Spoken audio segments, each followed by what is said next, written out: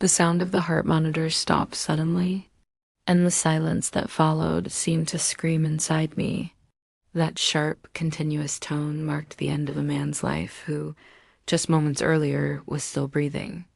I remember it as if it were today, the still body, the empty stare, and everyone in the room accepting the inevitable. But what no one imagined was that minutes after being declared dead, that same patient would open his eyes and call my name, Helena. And to this day, my whole body shivers when I remember that night, because that was when I learned death sometimes loses its way. My name is Helena. I'm 65 years old, pale-skinned, with neatly tied gray hair, and I've spent most of my life inside hospitals. I've seen it all: the first cry of a newborn, the last breath of the elderly, and stories that only those who lived them would ever believe. That night began like so many others on my hospital shifts. Rain poured outside, and the air was thick with the smell of alcohol and disinfectant. The door suddenly opened, and two paramedics rushed in with a stretcher. Lying on it was an unconscious man. His name was Roberto. Around 50 years old, gray hair carefully combed, an expensive suit soaked with rain, and a gold watch still ticking at 11:40 p.m. He looked like a man of power, someone born into luxury and privilege. But there, on that cold stretcher, he was just another body fighting against time. We did everything we could: chest compressions, defibrillator shocks, adrenaline. The beeps of the monitors echoed like cruel ticking clocks. And then the beeping stopped. The line went flat. Silence filled the room. The doctor looked at me and shook his head. I wrote the time of death, 11:47 p.m. I covered the body with a white sheet and felt the air in the room change. Heavy, unsettling, like something unseen still lingered there. But protocol was protocol. The body was taken to the cold chamber, where it would remain until the funeral service arrived in the morning. Hours later, deep into the night, I went down to the morgue to drop off some paperwork. The hallways were empty, my footsteps echoing through the cold air. The light flickered, and the hum of the refrigeration units filled the silence.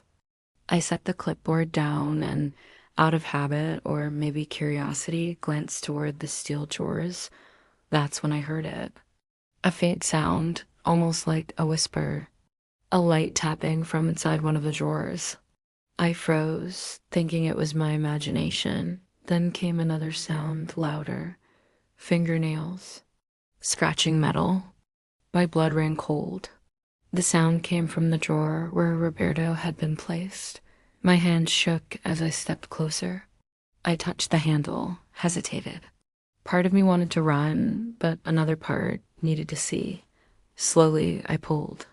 The sheet slid back, and then his eyes opened, blue, alive, wide. He was trying to breathe, but the stiffness of the cold held him back. A hoarse, broken sound came from his throat. Helena. It was like time stopped. I screamed. I don't know if from fear or pure disbelief. He was alive. I ran toward the emergency ward, shouting, "He's breathing. The man from the cold chamber is alive." Everyone stared at me, thinking I'd lost my mind. But when we returned, there he was, coughing, trembling, trying to sit up. No one could explain it. The records were clear. No vital signs for more than 40 minutes. No heartbeat. No brain activity. And yet, Roberto was there. Pale, shaking, his eyes wide with terror, as if he'd just walked out of hell. He remained under observation for the next few days. At first, he remembered nothing. But one night, while I was tending to another patient, I heard a weak voice calling my name. Helena. It was him. I approached his bed, and he whispered, "I saw the other side." A chill ran through me. He described a place of silence, a void without time. He said he felt hands pulling him back, and that when he heard my name, he knew. It wasn't his time yet. I never understood how he knew my name. We had never met before. But after that night, something changed in me. I began to believe there are things medicine will never explain. Roberto fully recovered, but his eyes were never the same again. One day, he said to me, "Death is cold, Helena, cold like that steel drawer.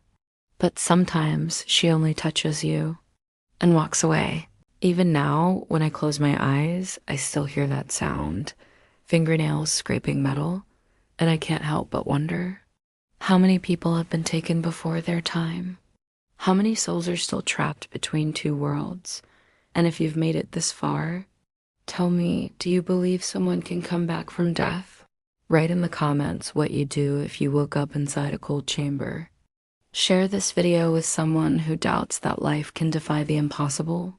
And don't forget to subscribe and ring the bell, because there are still many stories I, Helena, need to tell. Stories where life and death blur within the cold, silent walls of a hospital.